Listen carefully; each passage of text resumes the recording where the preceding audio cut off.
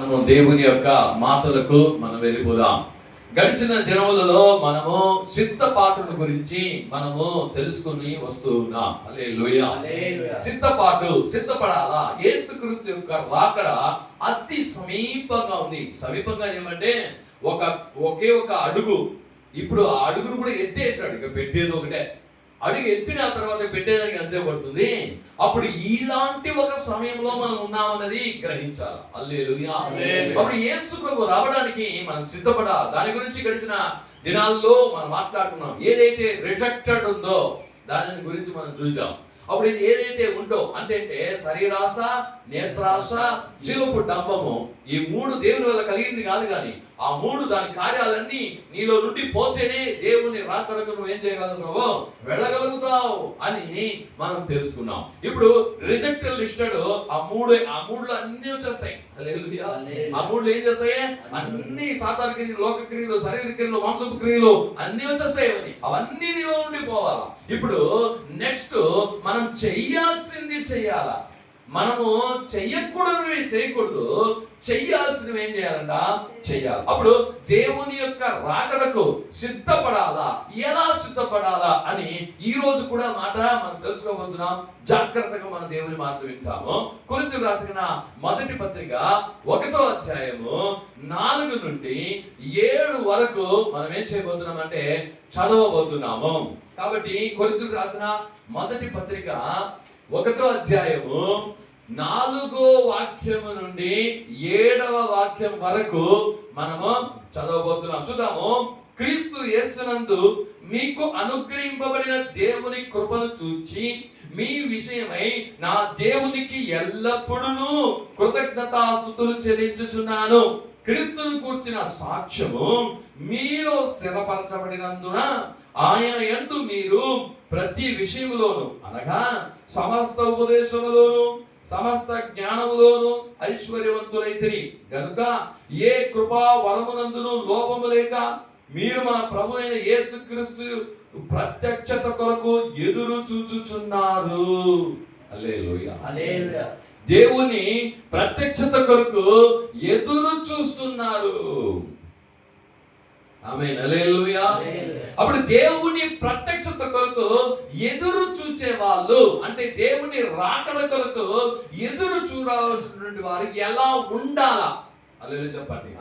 ఏమే ఇందాక మనం 3 చూసాము. ఎలా ఉండకూడదు. ఏమే అప్పుడు శరీరాశ, నేత్రాశ, జీవపు డంబము ఏం చేయకూడదు. నీతో ఉండకూడదు. ఉంటే నువ్వేం చేయలేవా? పోలేవు. అదే విధంగా ఏమి చెయ్యాలా? ఇక్కడ రాయబడినటువంటి ఒక మాట మనం చదువుకుంటాము. చూడండి. ఆ మాట ఏమి అంటే 5వ వాక్యంలో క్రీస్తును గూర్చిన సాక్ష్యము మీలో స్థిరపరచబడినందున. హల్లెలూయా. మీలో ఏముండాలంట?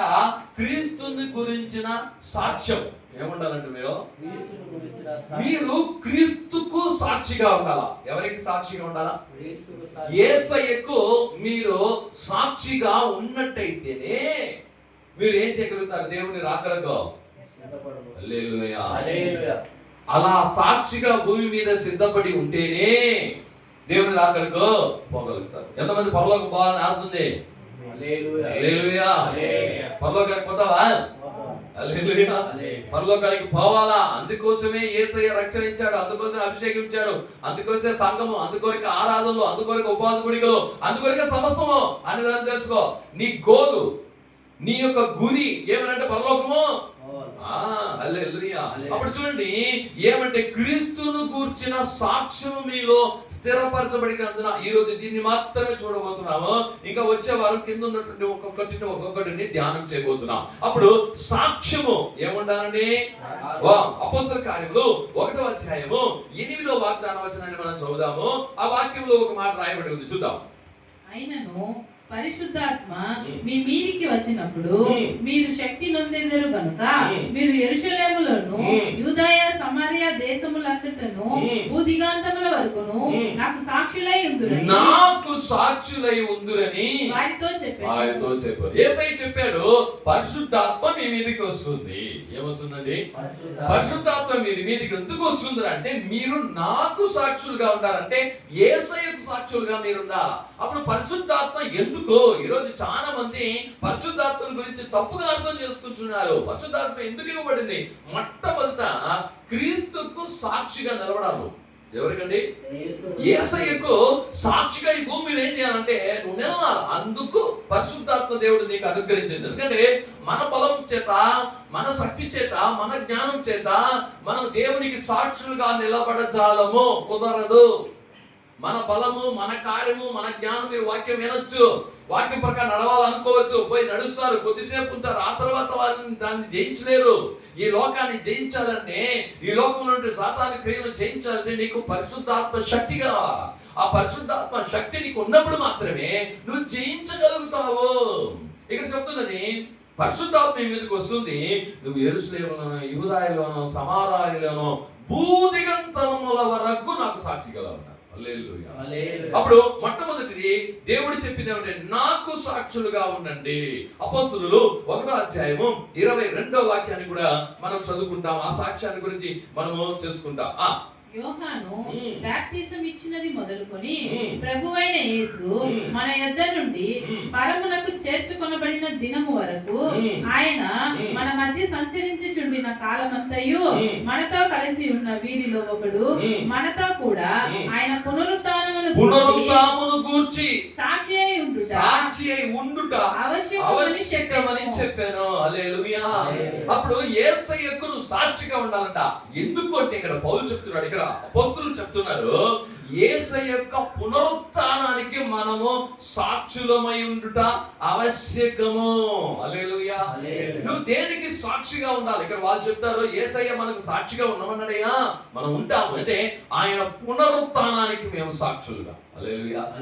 యేసయ్య చనిపోయినప్పుడు మేము చూశాము, పాతిపెట్టడం మేము చూశాము, తిరిగి లేవడం నేను చూశాను, తిరిగి లేచిన తర్వాత నాతో మాట్లాడడం చూశానని చెప్పి ఆ పునరుత్థానమును గురించినటువంటి సాక్ష్యము నేను ఉంటాను. హల్లెలూయా. అప్పుడు యేసయ్యకు నువ్వు ఎలా ఉండాలంటే ఈ లోకములో నువ్వు సాక్షి ఉండాలనుకో.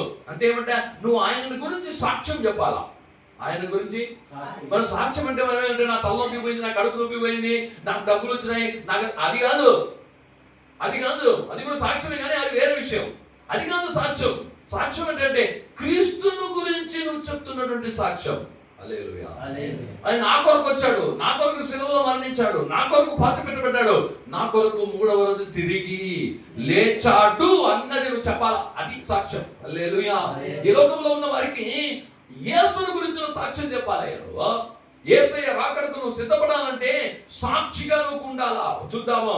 అదే 2వ అధ్యాయం అపోస్తలుల కార్యములు 2వ అధ్యాయము 32వ వాగ్దాన వచనము చదువుకుంటాం. 32. ఈ యేసును దేవుడు లేపెను. ఈ యేసును దేవుడు లేపెను. దీనికి మేమందరము సాక్షులు. దీనికి మేమందరము సాక్షులు. హల్లెలూయా. యేసయ్యను దేవుడు లేపాడండి, దానికి మేము సాక్షులము. ఎంత ధైర్యం ఏం చేస్తున్నాడంటే వాళ్ళు చెప్తారు నువ్వు యేసుకు సాక్షిగా ఉండాలా, యేసయ్యకు సాక్షిగా ఉండాలా. కాబట్టి ఇక్కడ మేమందరం సాక్షులు, మేము సాక్షులు. ఒకరు కాదు, ఇద్దరు కాదు, 500 మంది ఏం చేశారు? యేసయ్య తిరిగి లేచిన దాన్ని, ఆయన పరములకు వెళ్ళిన దాన్ని చూశారు. ఎంతమంది చూశారు? 500 మంది. హల్లెలూయా. మేమందరం సాక్షులము. దేవుడు ఆయన్ని లేపాడనడానికి మేము సాక్ష్యం. అప్పుడు పునరుత్థానాన్ని గురించి వాళ్ళు సాక్ష్యం చెప్తున్నారు.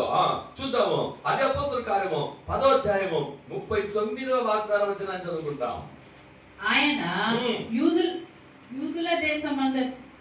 దేశమందును యెరూషలేమందును చేసిన వాటన్నిటికి మేము సాక్షులము. రెండో చెప్తున్నాడు, ఆయన యూద దేశమందు యెరూషలేమందు చేసిన వాటి అన్నిటికీ మేము సాక్షులు. అంటే ఏంటంట? దేవుడు కుష్ఠరోగిని బాగు చేశాడు, చచ్చిపోయిన వారిని లేపాడు, దేవుడి వాళ్ళ అద్భుతాలన్నీ చేశాడు కదా, వాటన్నిటికీ సాక్ష్యం మేమెవరు? మేము చూసాము, మేము విన్నాము. యేసయ్య బాప్తిసం ఇద్దరు పరలోకం నుండి ఒక స్వరము వచ్చింది, మేము విన్నాము, మేము చూసాము. మత్తయి సువార్త 17వ అధ్యాయంలో పేతురు, యోహాను, యాకోబును కొండ మీద తీసుకొచ్చినప్పుడు ఒక మేఘం వచ్చి అక్కడ ఉరిమినట్టుగా ఒక పెద్ద భయంకరమైన శబ్దంతో కూడా ఆయన మాటలు మేము విన్నాం. మేఘం వచ్చింది, ఆ పక్కన ఈ పక్క మోసే, ఈ పక్క ఏలియా వచ్చాడు, మేము చూసాం. ప్రతి ఒక్క దానికి మేము సాక్షులము. ఏమి? ఎస్. కాబట్టి నీవు యేసయ్య యొక్క పునరుత్థానానికి సాక్ష్యంగా ఉండు. ఫస్ట్ ఆయన తిరిగి లేచాడు కాబట్టి నన్ను కూడా లేపుతాడు. హల్లెలూయా. యేసయ్య వచ్చాడు, నా కోసం వచ్చాడు, నా కోసం మరణించాడు, నా కోసం పాతి పెట్టుబడ్డాడు, నా కోసం తిరిగి లేచాడు, నా కోసం తిరిగి రాబోతున్నాడు. వచ్చినప్పుడు నన్ను లేపుతాడు. తిరిగి నువ్వు సాక్షిగా ఉండాలి. హల్లెలూయా. రెండవది, ఆయన చేసిన ప్రతి ఒక్క కార్యానికి నేను సాక్ష్యము. బైబిల్లో ఆయన చెప్పిందన్నీ ఏంటి కరెక్ట్ జరిగిందన్నదానికి మేము సాక్షులము. ఆ రోజు అక్కడ మాత్రం స్వస్థపరచబడదు, నాకు కూడా స్వస్థపరచ జరిగింది, సాక్ష్యము. హల్లెలూయా. తర్వాత చూద్దాము, అదే 10వ అధ్యాయం 42వ వాక్యం, అద్భుతమైన మాటలండి. ఈ మాటలను చూద్దాం. నువ్వు సాక్ష్యం, యేసుకు సాక్షిగా ఎలా ఉండాలా చూద్దాం. ఇదియుగాక దేవుడు సజీవులకును మృతులకును న్యాయాధిపతిగా నియమించిన వారు ఈయనే అని ప్రజలకు ప్రకటించి దృఢ సాక్ష్యం ఇవ్వాలని మాకు ఆజ్ఞాపించెను. హల్లెలూయా. స్పష్టంగా చదవాలా. కాబట్టి ఈ వాక్యం చెబుతున్నది ఏమిటంటే ఇదియుగాక అంటే ఏమంటే పునరుత్థానం గురించి చెప్పడం మాత్రం కాదు, ఆ తర్వాత దేవుడు చేసినటువంటి అద్భుతాల గురించి సాక్షి చెప్పడం మాత్రం కాదు. మూడవది ఏం చేయాలంటే ఇదియు కాక దేవుడు సజీవులకును మృతులకును న్యాయాధిపతినిగా నియమించినాడు. యేసయ్య ఎవరంట? సజీవులకును అంటే బ్రతికి ఉన్న వాళ్ళకి చచ్చిపోయిన వాళ్ళకి కూడా న్యాయము తీర్చే దేవుడు. హల్లెలూయా. ఏమంట? ఎవరికి? సజీవులకును మృతులకును న్యాయము తీర్చే దేవుడని నియమించుడు ఆయనే అని ప్రజలకు ప్రకటించాలా. ఏం చేయాలి? జనాలకు చెప్పాలి. నువ్వు అయ్యా ఆయన ఎవరో తెలుసా? ఆయన దేవుడిగా వచ్చి నీ కొరకు నా కొరకు ప్రాణం పెట్టింది మాత్రం కాదు, చనిపోయాడు, తిరిగి లేచాడు, అది మాత్రం కాదు, యేసయ్య పునరుత్థానుడైనాడు, అది మాత్రం కాదు, ఆయన బ్రతికున్న వారికి చచ్చిపోయిన వారికి న్యాయం తీర్చే దేవుడు ఆయనే అని నువ్వు ప్రకటించి దృఢ సాక్ష్యం ఇవ్వవాలని మాకు ఆజ్ఞాపించను. దేవుడు ఆజ్ఞించాడంట. ఆజ్ఞ అంటే యు కెన్ మస్ట్ డూ, నువ్వు చేయాల్సిందే, అది ఆజ్ఞ. ఆజ్ఞ అంటే చేయాల్సిందే. ఏంటంట? చచ్చిపోయిన వారికి బ్రతికున్న వారికి చచ్చిపోయిన వారికి న్యాయం తీర్చే దేవుడిని నువ్వు ప్రకటించాలా, చెప్పాలా అందరికి చెప్పి దృఢ సాక్ష్యం ఇవ్వాలా. ఏమే వాళ్ళు ఏం అడిగినా సరే నువ్వు దృఢ సాక్ష్యం, అవునయ్యా, అవును, కరెక్ట్, ఆయన్ని అన్ని దృఢ సాక్ష్యం ఇవ్వాలని ఆజ్ఞాపించను. హల్లెలూయా. నువ్వు దృఢ సాక్షిగా ఉన్నావా దేవునికి? హల్లెలూయా. దృఢ సాక్షులు. అపోస్తలులు 14వ అధ్యాయం 3వ వాక్యం కూడా చదువుకుంటాం. 14:3. కాబట్టి వారు ప్రభువును ఆనుకొని ధైర్యముగా మాట్లాడుచు అక్కడ బహుకాలము గడిపిరి. ప్రభువు వారి చేత సూచక క్రియలను అద్భుతములను చేయించి తన కృపా వాక్యమునకు సాక్ష్యమిచ్చుచుండెను. కృపా వాక్యమునకు సాక్ష్యమిప్పించుచుండెను. హల్లెలూయా. నువ్వు దేవుని యొక్క కృపా వాక్యానికి సాక్ష్యం ఇవ్వాలా, వాక్యానికి నువ్వు సాక్ష్యం ఇవ్వాలా. హల్లెలూయా. అంటే ఏంటంట? ఆ వాక్యాన్ని బట్టి నడవడమే. ఎట్లంట? ఆ వాక్యం ఏదైతే దేవుడు నీకు చెప్పాడో, నువ్వు వింటున్నావో, చదువుతున్నావో, తెలుసుకున్నావో, ఆ వాక్యానికి నువ్వు సాక్ష్యం ఇవ్వాలా. అంటే ఏమంట? ఆ వాక్యాన్ని బట్టి బ్రతకాలను నువ్వు సాక్ష్యం ఇవ్వాలా. అంటే యేసయ్యకు సాక్షిగా ఈ లోకంలో బ్రతుకో. ఎవరికి? యేసయ్యకు సాక్షిగా నువ్వు బ్రతికినట్టయితే, ఇది చేసినట్టయితే యేసయ్య రాకడకు నువ్వు అలా చేస్తూ సిద్ధపడాలి. నువ్వు రాకడకి వెళ్ళగలుగుతావు. ఇది ఫస్ట్. ఇంకా చాలా ఉన్నాయి. ఇది మొదటిదే. చేయకూడదు 3, చేయాల్సింది చాలా ఉన్నాయి. కాబట్టి ఒకటి తెలుసుకోవాలా, పాపం అంటే ఏమంటే చెయ్యకూడదు అన్నదాన్ని చేస్తూనే పాపము, చెయ్యాలా అన్న దాన్ని చేయకపోతే కూడా పాపమే. హల్లెలూయా. దేవుడు చేయొద్దు అన్నదాన్ని చేయకూడదు. దేవుడు చేయమన్న అన్నిటిని కూడా చేయాలా, కొన్ని కాదు, ఏమే అన్నిటిని కూడా చేయాలా. అందుకే చెప్పినాను, ఈరోజు ఫ్లైట్కి పోవాలి, ఇవన్నీ తీసుకోపోకూడదు, సరే అవన్నీ తీసుకొని పోలే, ఇవన్నీ చేయాలంటే అది వేరే 1-2 చేయకపోతే పోతావా? పోగలుగుతావా? ఇప్పుడు చేయాల్సింది ఏంటంటే 2 గంటల లోపల ముందుగా రావాలా, లేదా 3 గంటల లోపల ముందు రావాలా. నువ్వు లేట్గా వస్తే నేను పంపిస్తారా? ఫ్లైట్లో లేదు, అయిపోయాక ఏది చేయమన్నా అది కూడా చేయాలమ్మా. ఏమే ఏది చేయమన్నారు అది కూడా చేయాలి. ఏది చేయకూడదో అది చేయకూడదు. అంటే ఫ్లైట్ లో ఇవన్నీ తీసుకొని పోకూడదు అంటే తీసుకొని పోకూడదు, దాంట్లో ఒకటి కూడా తీసుకొని పోకూడదు. ఇంకోటి ఏమంటే వాళ్ళు చేయమందంటే చేయాలి నువ్వు. 3 గంటల లోపల నువ్వు ఎయిర్పోర్ట్కి వచ్చేయాలా, 2 గంటల 3 ఎయిర్పోర్ట్కి వచ్చేయాలంటే రావాలా. అప్పుడు సాగులు పోకు చెప్పేది లేదు. నువ్వు ఏం సాగు చెప్పినా ఒప్పుకోరు. ఏమే ఒప్పుకోరు. అప్పుడు దేవుడు నీకు కూడా నువ్వు సాక్షిగా ఉండాలి దేవునికి. ఇది చేయాల్సినటువంటి కార్యాల లిస్టు. నువ్వు సాక్షిగా నువ్వు ఉండాలా. హల్లెలూయా. ఇటువంటి అద్భుతమైన కార్యము నువ్వు సిద్ధపడాలి. ఎలా సిద్ధపడాలంటే, కాబట్టి వారు ప్రభువును ఆనుకొని, ఈ భూలోకంలో నువ్వు సిద్ధపడాలంటే ఎవరిని ఆనుకొని ఉండాలా? ప్రభు అయిన యేసుక్రీస్తుని ఆనుకొని, అంటే ఆయన్నే నమ్మి, ఆయన్ని పూర్తిగా నమ్మి, ఇంకేమిలే ప్రభా నీవే నాకు, ఇంకేమిలే ఆయన్ను ఆనుకొని. హల్లెలూయా. వాళ్ళు ధైర్యంగా మాట్లాడే అద్భుతాలు ఆశ్చర్యాలు చేశారంట. ఏం చెప్పారంటే అక్కడ ప్రసంగము, తన కృపావాక్యములకు సాక్ష్యం ఇప్పించుతున్నాడు. ఆ వాక్యానికి సాక్ష్యం ఇప్పిస్తున్నారంట. ఆ వాక్యము ప్రకారం వాళ్ళు ఏం చేశారంట అక్కడ చేశారంట. చివరిగా యోహాను రాసిన సువార్త 1వ అధ్యాయము 7వ వాక్యం 8వ వాక్యం చదువు. యోహాను రాసిన సువార్త 1వ అధ్యాయము 7, 8. అతని మూలముగా అందరూ విశ్వసించున్నట్లు అతడు ఆ వెలుగు గూర్చి సాక్ష్యం ఇచ్చుటకు సాక్షిగా వచ్చెను.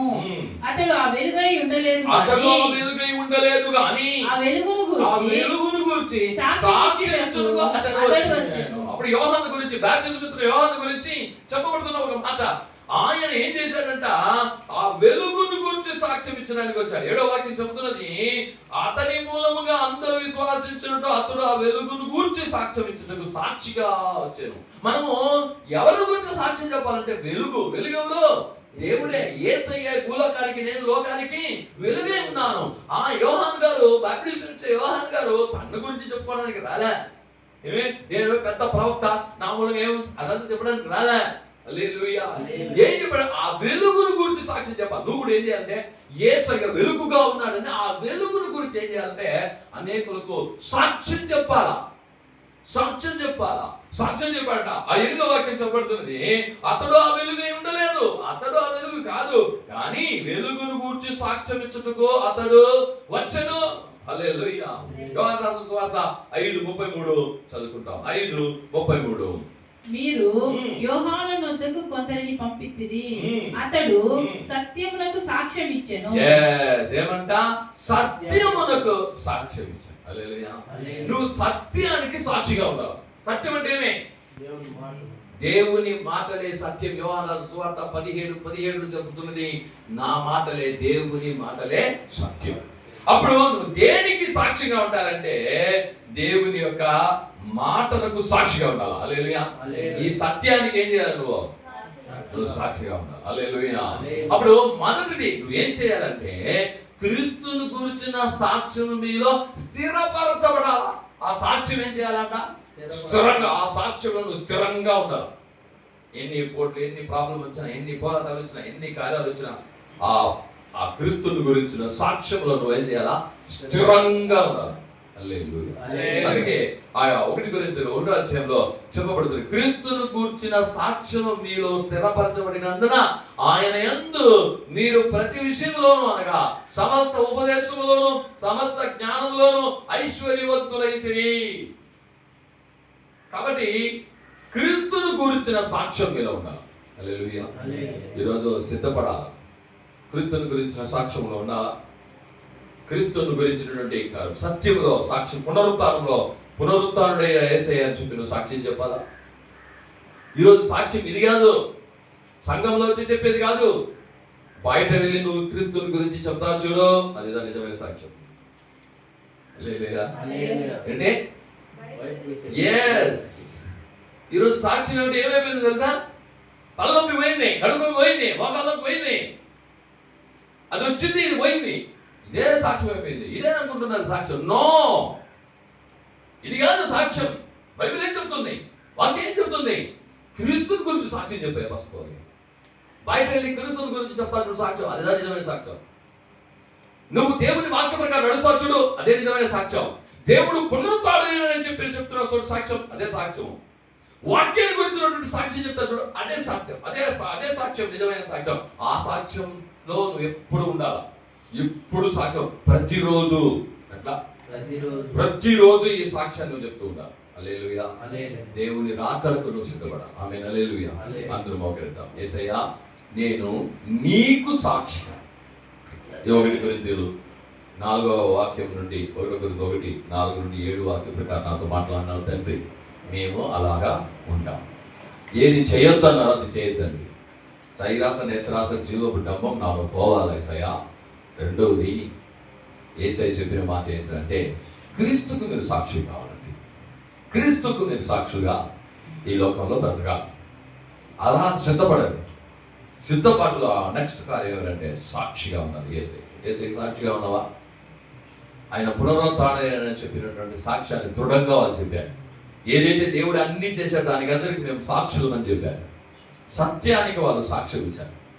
కాబట్టి ఈరోజు నేను బయటగా లోపలగా తండ్రి బయట అంటే ఏదో నాకు అద్భుతం జరిగింది, ఆశ్చర్యం జరిగింది దానికి మాత్రమే అది కాదు సాక్ష్యం. క్రీస్తుని గురించినటువంటి సాక్ష్యం చెప్పాలి. క్రీస్తు ఏదైతే వాక్యం చెప్పాడో దాన్ని బట్టి బ్రతికి జీవించి అలా చెప్పాలి. దేవునే క్రీస్తుకు సాక్షిగా ఉన్నాను. ఈరోజు ఈ మాటలో ఇలా చేసి దేవుడు రాకడకు సిద్ధపడాలి. సహోదరి సహోదరుడా, దేవుడు రాకడ తీసుకోబెట్టు. కాబట్టి క్రీస్తుని గురించిన సాక్ష్యం నువ్వు చెబుతూ ఆ సత్యంలో నిలబడుతూ క్రీస్తు వరకు మనం సాక్షిగా జీవిద్దాం. ఆయన రాకడ అతి సమీపం, మనం సిద్ధపడి ఉంటాం. ప్రార్థన చేసుకుంటాం. స్తోత్రం తండ్రి, మహాకృప కనికరం దయగలిగిన మా పరలోకపు దేవ, మరొకసారి బంగారు సమర్పించి ప్రార్థనతో మనతో మాట్లాడినావు తండ్రి. ఈరోజు 1 కొరింథీయులు 4 నుండి 7 వాక్యాల అనుసారంగా ప్రభు మనతో మాట్లాడే మేము మాటలు పెట్టుకుందాం. మీకు మేము సాక్షులుగా ఇహలోకంలో మేము జీవించాలి. అవును తండ్రి, నీ రాకడకు మేము సిద్ధపడడం అంటే ఏంటంటే క్రీస్తు కొరకు నేను సాక్షులుగా. యేసయ్య నా కొరకు వచ్చాడు, నా కొరకు మరణించాడు, పాతి పెట్టుకుంటాడు, 3వ దినం నువ్వు తిరిగి లేచాడు, పునరుత్థానుడైనాడు అని చెప్పినటువంటి కార్యం. అవును తండ్రి, స్తోత్రం తండ్రి. ఆయన కృపా వాక్యములకు సాక్ష్యం ఇచ్చింది. అద్భుతాలు ఆశ్చర్యాలు అన్నీ కూడా ఆయన వాక్యానికి సాక్ష్యం ఇవ్వడానికి కావాల్సినటువంటి కార్యాలే మాత్రమే. అవునండి, కృపా వాక్యములకు మేము సాక్షులుగా ఉండాలి. అలా మేము జీవించినట్టయితే, అలా మేము ఉన్నట్టయితే, అలా మేము ప్రతిరోజు ప్రవర్తించినట్టయితే మీరు రాకడకు మేము అలా ప్రవర్తిస్తూ సిద్ధపడాలి. మమ్మల్ని అందరినీ సిద్ధపరచండి. కూడి వచ్చిన ఈ మాటలు విన్నా వీళ్ళందరినీ కూడా వాళ్ళ హృదయంలో మీరు మాట్లాడండి. ఏసే వాళ్ళలో క్రియ జరిగించండి. నీ యేసయ్యకు సాక్షిగా ఉంటాను. నాకేదో వ్యాధి పోయిందను, నాకేదో కార్యం వచ్చిందనో చెప్పడం అది కాదు సాక్ష్యం. క్రీస్తుకు సాక్ష్యం. క్రీస్తు నా కొరకు వచ్చాడు. యేసయ్య క్రీస్తు నా కొరకు మరణించాడు, నా కొరకు రక్తం కార్చాడు, నా కొరకు శిలువలో మరణించి పాతి పెట్టబడ్డాడు, నా కొరకు 3వ దినం లేచాడు అన్న ఆ సాక్ష్యం చెప్పే వాళ్ళగా. అవును తండ్రి, ఆయన పునరుత్థానుడైనటువంటి దేవుడు. ఆయన జీవం కలిగిన వారికి, మరణించిన వారికి ఏదో నీతి న్యాయములు తీర్పు తీర్చే దేవుడు అని చెప్పి, న్యాయము తీర్చే దేవుడు అని చెప్పి ఆయనను గురించి మేము చెప్పాలని యేసయ్య దృఢముగా సాక్ష్యం ఇవ్వాలని వారికి ఆజ్ఞాపించావు తండ్రి రాజా. చచ్చిపోయిన వారికి, బ్రతుకున్న వారికి కూడా న్యాయం తీర్చేది యేసయ్యా, వేరే దేవుడు లేదయ్యా అని చెప్పి దృఢముగా ఇంకొకరికి మేము సాక్షి చెప్పాలి తండ్రి. అట్లాంటి వారికి మార్చి ఈరోజు చెప్పబడిన ప్రతి వాక్యాన్ని బట్టి ఇప్పుడు వాళ్ళని మార్పురాని వాళ్ళు అలాంటి సాక్ష్యాలు వెళ్ళి చెప్పడానికి సహాయం చేయండి. అలా చేసినందుకు ఆలోచించిన వారందరూ కూడా మీరు ఉండండి. ఎవరైతే బలహీనంగా ఉన్న వారి గురించి స్వస్థపరచండి. అవుతాయి నీ గాయపరిచిన హస్తాన్ని వారి మీద పెట్టండి, తండ్రి స్వస్థపరచండి. ఎవరికైతే అవసరంతో వచ్చినారో అవసరంతో దర్శించండి. సమాధానం లేని వారికి సమాధానం దయచేయండి. మీ కాపుదలు ఈ వారం అంతా మేము బిడ్డలకు ఉండని, ఈ వారం అంతా మేము చేయబడే పరిచయంలో మాకు రాజు తోడేవి నడిపించమని, ఈ వారం అంతా మేము పిల్లలు చేసేటువంటి పనులు, వాళ్ళు కాలేజీకి వెళ్తున్నారు, స్కూల్కి వెళ్తున్నారు, అవుతండ్రి ఎగ్జామ్ జరుగుతున్నాయి, అలాగే నా తండ్రి రాజు వాళ్ళు చేసే ప్రతి పనులు, వాళ్ళు కొన్న ఆవులు, మేకలు, గొర్రెలు, ప్రతి నేల, ప్రతి కార్యము వారికి ఆశీర్వాదంగా మార్చి కాపుదలు సమాధానం దయచేయండి. అలా చేసిన సమస్త మీ చేతికి అప్పగిస్తున్నాం. మీరు ఆశను దీవించి నడిపించి పెద్ద గొప్ప కార్యం చేయమని మన ప్రభువును రక్షకుడు అయిన యేసుక్రీస్తు నామమున అడిగి వేడుకొనుచున్నాం తండ్రి. ఆమేన్, ఆమేన్. నా ప్రాణమా యెహోవాను సమర్పించు, నా అంతరంగ సమస్తమా ఆయన పరిశుద్ధ నామాన్ని సమర్పించు. నా ప్రాణమా యెహోవాను సమర్పించు, ఆయన చేసిన ఉపకారములలో దేనిని మరవకము. ఆమేన్, ఆమేన్, ఆమేన్. సకల స్తుతియు, సకల ఘనతయు, సకల మహిమయు సైన్యములకు అధిపతికి యెహోవాకే, కుమారుడైన యేసుక్రీస్తుకే, పరిశుద్ధాత్మ దేవునికి యుగయుగములు కలుగును గాక. ఆమేన్, ఆమేన్, ఆమేన్. ప్రభు యేసుక్రీస్తు కృప తండ్రి యొక్క ప్రేమ పరిశుద్ధ సహవాసం కూడా దేవునితో కూడా దేవుని రాకడ వరకు ఎన్నటితో దేవుని నడిపించును గాక. ఆమేన్. దేవుని నామముకు ప్రకాశం చేసి మిమ్మల్ని ఆశించి సమాధానంతో నడిపించును గాక. ఆమేన్.